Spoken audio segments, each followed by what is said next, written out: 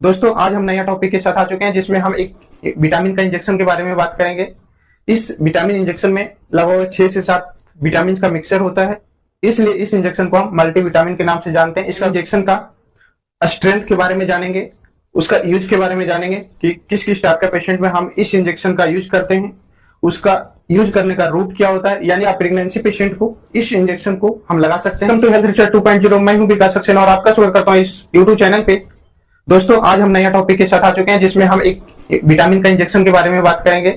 इस vitamin injection में लगभग 6 से 7 विटामिन का मिक्सचर होता है, जिसमें 7 विटामिन मिक्स होता है, इसलिए इस इंजेक्शन को हम मल्टीविटामिन के नाम से जानते हैं। इसका अगर शॉर्ट नेम का हम बात करें तो इसको हम MBI के नाम से भी जानते हैं। तो आज इस वीडियो के माध्यम से इस इंजेक्शन के बारे में पूरी तरह जानेंगे कि इसमें कौन कौन सा विटामिन मिला हुआ होता है और इस इंजेक्शन को हम किस तरह का पेशेंट में यूज करते हैं। तो अभी हम MBI इंजेक्शन का स्ट्रेंथ के बारे में जानेंगे, उसका यूज के बारे में जानेंगे कि किस किस टाइप का पेशेंट में हम इस इंजेक्शन का यूज करते हैं, उसका यूज करने का रूट क्या होता है, यानी किन किन माध्यम से हम किसी के बॉडी में इस इंजेक्शन को इंजेक्ट कर पाएंगे, तो हम उसके बारे में भी सारी जानकारियां आपको देंगे।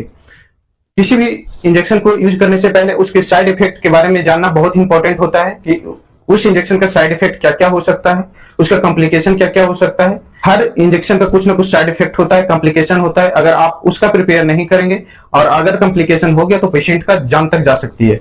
तो चलिए इस सब के बारे में हम आपसे आज बात करेंगे इस वीडियो में कि आप अगर इस इंजेक्शन का यूज कर रहे हैं तो आप किन किन बातों को ध्यान रखेंगे। तो मल्टीविटामिन इंजेक्शन से रिलेटेड सारे बातों के बारे में आज हम जानकारी देंगे आपको। आप हमारे वीडियो को लास्ट तक देखिएगा। अगर आप हमारे चैनल पे हैं तो आप हमारे चैनल को सब्सक्राइब जरूर कर लीजिएगा। तो सबसे पहले हम बात कर लेते हैं मल्टीविटामिन इंजेक्शन कॉम्बिनेशन के बारे में कि इसमें कौन कौन सा मल्टीविटामिन इंजेक्शन का मिक्सचर होता है। तो सबसे पहले हम बात कर लेते हैं विटामिन ए का, क्योंकि सबसे ज्यादा मात्रा विटामिन ए का इस इंजेक्शन में अवेलेबल होता है, जो 1000 आयु का स्ट्रेंथ के साथ अवेलेबल रहता है। दूसरा हम बात कर लेते हैं विटामिन B1 का, यानी थायमिन।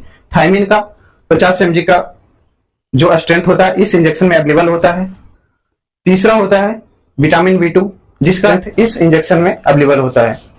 चौथा होता है विटामिन B3 जिसका 100 mg का स्ट्रेंथ इस इंजेक्शन में अवेलेबल होता है। उसके बाद नेक्स्ट हम बात कर लेते हैं विटामिन B5 का, जो 25 mg का स्ट्रेंथ में इस इंजेक्शन में अवेलेबल होता है। नेक्स्ट हम बात करते हैं विटामिन B6 का, जो 50 mg के स्ट्रेंथ में इस इंजेक्शन में अवेलेबल होता है। उसके बाद होता है विटामिन ए, जो 5 mg के स्ट्रेंथ में इस इंजेक्शन में अवेलेबल होता है। तो इसमें बेंजाइल अल्कोहल को एज ए प्रिजर्वेटिव मिलाया जाता है। और अभी हमने जितना भी इंजेक्शन का स्ट्रेंथ के बारे में बात किया कि कितनी मात्रा में कौन सा विटामिन मिक्स होता है, तो वो हम आपको बता देना चाहते हैं कि ये जो स्ट्रेंथ होता है वो 10 ml का जो एम्पल आता है उस इंजेक्शन के बारे में हम आपको अभी बात कर रहे थे कि 10 ml का इंजेक्शन एम्पल में आपको ये सारे स्ट्रेंथ मिल जाएंगे। इसका प्राइस की बात करें तो ये काफी कम प्राइस पे आपको मार्केट में अवेलेबल हो जाएगा। 20 से 25 रुपए का ये एम्पल आता है और समय के साथ साथ 1-2 रुपया ऊपर नीचे हो सकता है, तो ये इंजेक्शन काफी सस्ता होता है। तो चलिए अभी हम बात कर लेते हैं इस मल्टीविटामिन इंजेक्शन का यूज के बारे में कि हम किस तरह का पेशेंट में इस विटामिन का यूज करते हैं इस इंजेक्शन का। तो अगर किसी भी पेशेंट को विटामिन से रिलेटेड अगर कोई बीमारी है, कोई प्रॉब्लम है, तो हम उस पेशेंट में इस मल्टीविटामिन इंजेक्शन का यूज करते हैं। अगर किसी भी पेशेंट को शरीर में बहुत ज्यादा कमजोरी है तो उसके शरीर में ऊर्जा का पुनर्स्थापन के लिए हम इस मल्टीविटामिन इंजेक्शन का यूज करते हैं। उसके बाद हम बात कर लेते हैं न्यूट्रिशन डिफिशियंसी का, यानी खाने की कमी से जो बीमारी होता है, पोषक तत्व की कमी से जो बीमारी होता है, उस बीमारी में हम इस इंजेक्शन का यूज करते हैं। ये मुख्यतः 3-4 कारणों से आपको न्यूट्रिशन डिफिशियंसी मिल जाएगा। या तो फिर कोई पेशेंट काफी लंबे समय से बीमार है, वो अपनी बीमारी के कारण खाना पीना बहुत लंबे टाइम से नहीं खा रहा है, या फिर समय से नहीं खा रहा है, या फिर उसके भोजन में बहुत सारा पोषक तत्व नहीं मिल पा रहा है। तो इस कारण से अगर उसके अंदर कोई भी प्रॉब्लम होती है, कोई भी समस्या होती है, तो उस टाइप का पेशेंट में हम इस इंजेक्शन का यूज कर सकते हैं, यानी मल्टीविटामिन इंजेक्शन का यूज कर सकते हैं। बहुत बार ऐसा देखा गया है कि गर्मियों के दिनों में काफी ज्यादा पसीना निकलता है और उस पसीना के साथ साथ बहुत सारे मल्टीविटामिन वगैरह का रिलीज होता है, जिससे हमारे शरीर में मल्टीविटामिन की कमी हो जाती है। तो इस मल्टीविटामिन कमी को पुनर्स्थापन करने के लिए हम इस मेडिसिन को यानी इंजेक्शन को यूज करते हैं।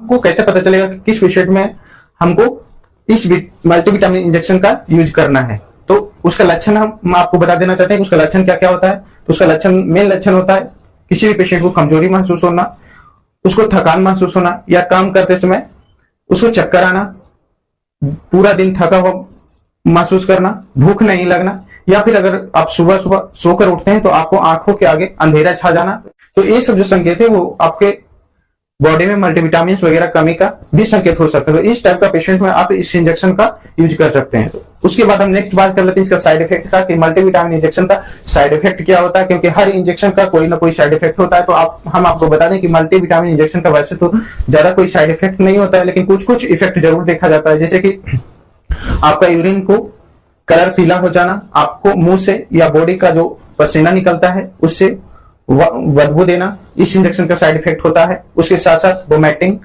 मिचली वगैरह आ सकता है। तो आप अगर इस मल्टीविटामिन इंजेक्शन का यूज कर रहे हैं तो आपको इसके साइड इफेक्ट से घबराना नहीं है, क्योंकि इसका ज्यादा साइड इफेक्ट नहीं होता है। ठीक है, थोड़ा मिनिमम साइड इफेक्ट हो सकता है। उसके बाद हम बात कर लेते हैं इस मल्टीविटामिन इंजेक्शन का डोज के बारे में, कि इसका डोज क्या होता है, हम इसकी कितनी मात्रा में किसी पेशेंट को दे सकते हैं।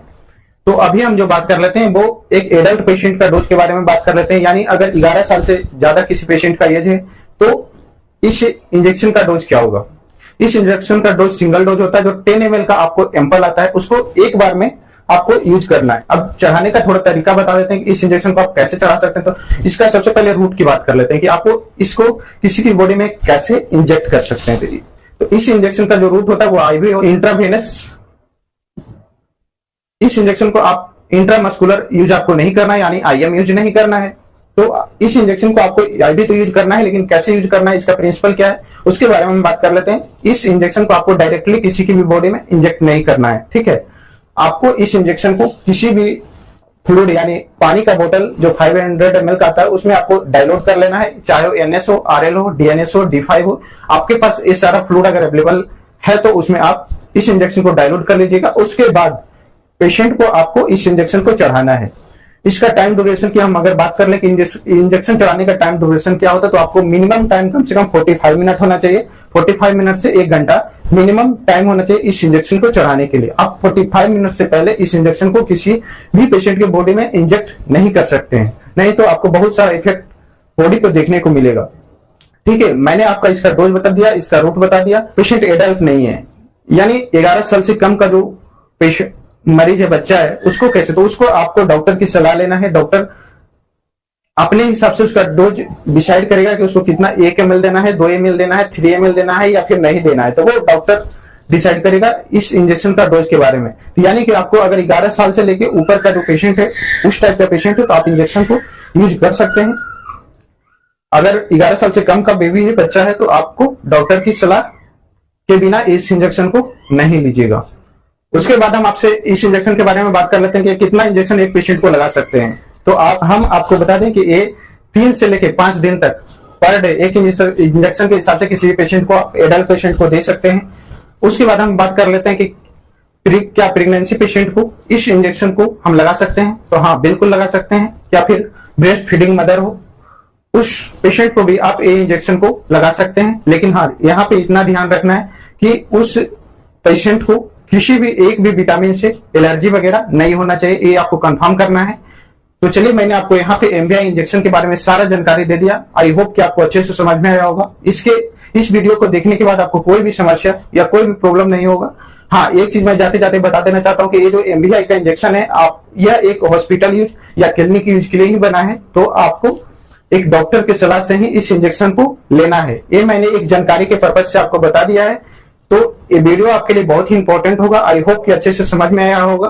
तो आप हमारे चैनल पे नए हैं तो हमारे चैनल को सब्सक्राइब कर दीजिएगा। हमारे वीडियो को लाइक जरूर कीजिएगा, क्योंकि लाइक करने के बाद हमको मोटिवेशन मिलता है। फिर हम आगे नेक्स्ट वीडियो में मिलते हैं किसी नेक्स्ट टॉपिक के साथ। तब तक के लिए आप अपना ख्याल रखिएगा। तब तक के लिए धन्यवाद।